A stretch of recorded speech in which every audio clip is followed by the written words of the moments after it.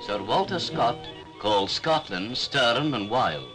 Her sons knew that he spoke the truth. Their mother is beautiful, but she is as hard and fierce as necessity. And necessity, they say, is the mother of invention. The early Scotsmen had to use their wits and look ahead. In time, they found there was little to be gained from fighting and thieving, though they had practiced those arts for many a year. They could only hope to survive in a land like that by using ingenuity. The need for the gift brought the gift, and there is a Latin byword that tells you what happened. It speaks of the perfervid ingenuity of the Scot.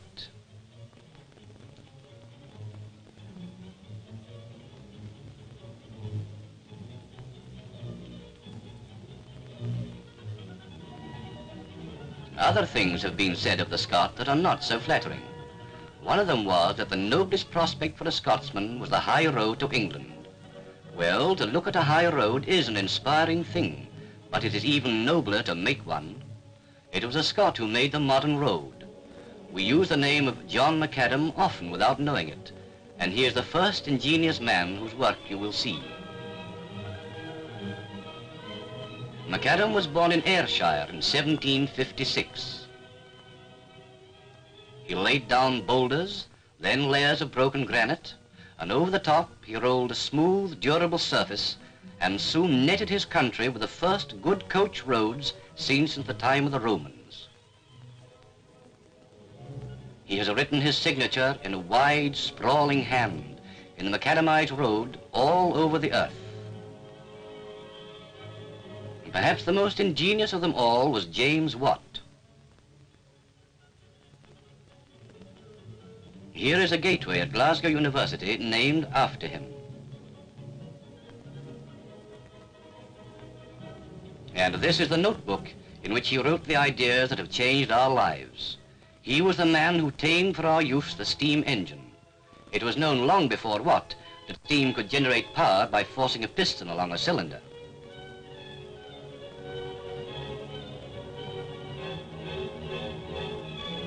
The farthest we had got was the engine devised by Newcomen of Dartmouth in 1663. It was worked by cooling steam in a cylinder and creating a vacuum. Watt kept the cylinder hot and used separate vessels for condensing the steam. He used the steam itself and not the atmospheric pressure to force the piston along.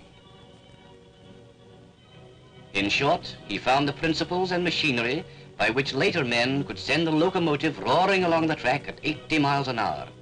By his invention, another noble prospect was opened up, another highway to the south. 2 years before Macadam, and a few miles from his birthplace, William Murdock was born.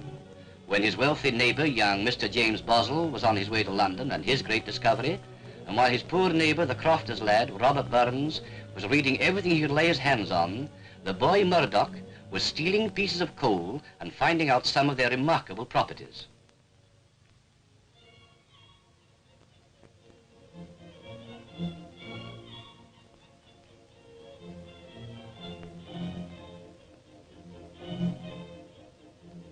He crushed his little pieces of coal into the bowl of a clay pipe.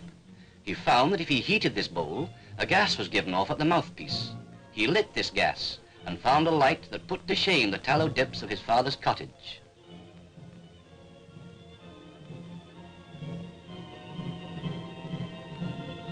Many years later, in 1792, he had set up the first gas lighting installation in the world. By 1803, he had found out how to store gas, and they had begun to light up great cities.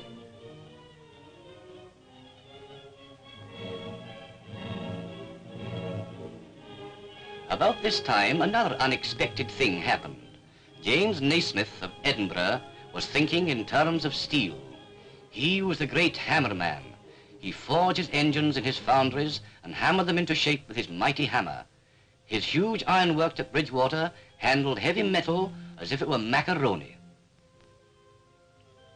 10 years before the steam hammer, the work of Nasmyth had been made possible by J.B. Neilson's improvement on the blast furnace.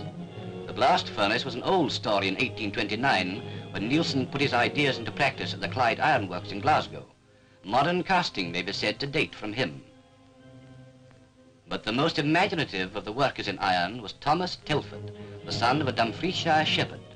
He was born a year after Burns, and was not a bad poet himself. He was first a herd boy, then an architect, then the greatest civil engineer and bridge builder of his time. He made the Gotha Canal in Sweden and the Caledonian Canal in Scotland, and hundreds of roads and bridges. He was the first to use steel for bridge building.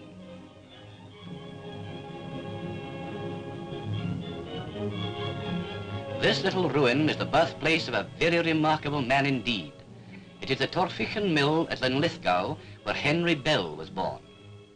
In 1812, a curious-looking ship astonished the dwellers on the banks of the Clyde. It was of 25 tons burden.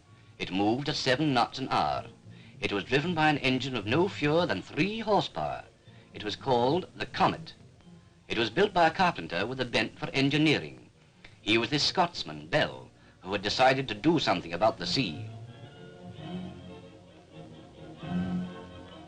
The men of Glasgow and its port laughed at the little comet, but they dug their river deeper. They saw dimly in the future the tremendous litter of monsters the tough little puffer would bring forth. The mind of the Greenock joiner tuned in across the Atlantic with the mind of the American, Fulton, and between them they conquered the sea as another Bell and another American were later to conquer the air.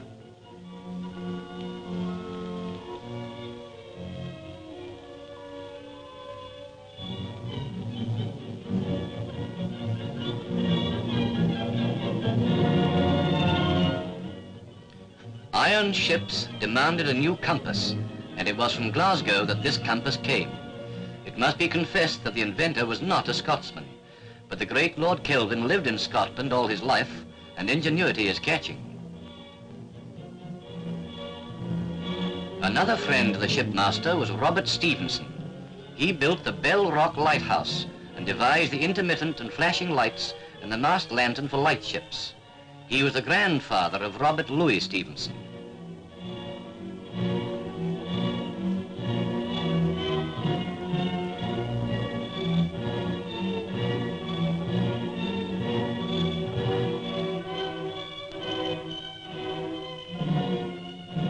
This is the house in Edinburgh where Alexander Graham Bell was born in 1847.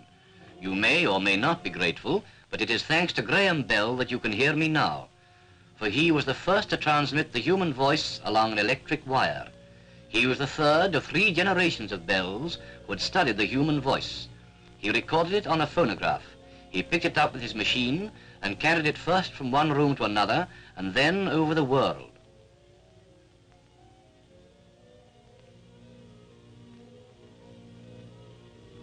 We can now, as you see, talk solemn nonsense to the Antipodes and hear them reply.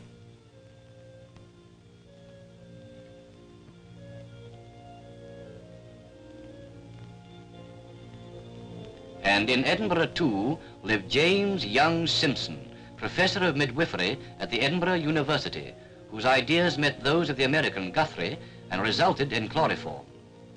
This is the early apparatus used by him. It is hard to believe that thousands of righteous Victorians rose in their wrath at this. They said that God had ordained pain, and that it was impious to make a patient unconscious of it.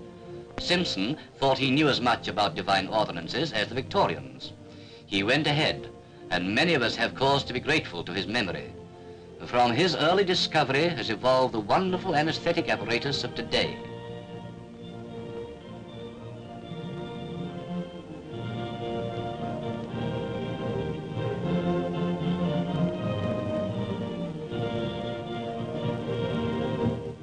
Here is the capital city of that strange, restless, inquiring country. Even today it numbers less than the population of London. It is still a hard land to live in. Edinburgh is a town of dour people, fine strong buildings and a terrible east wind.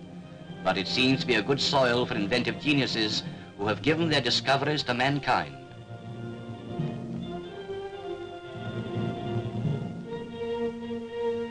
If you go along Princes Street and toward the Calton Hill in Edinburgh, you will find the grand new building, St. Andrew's House, which they have built to house the government of Scotland.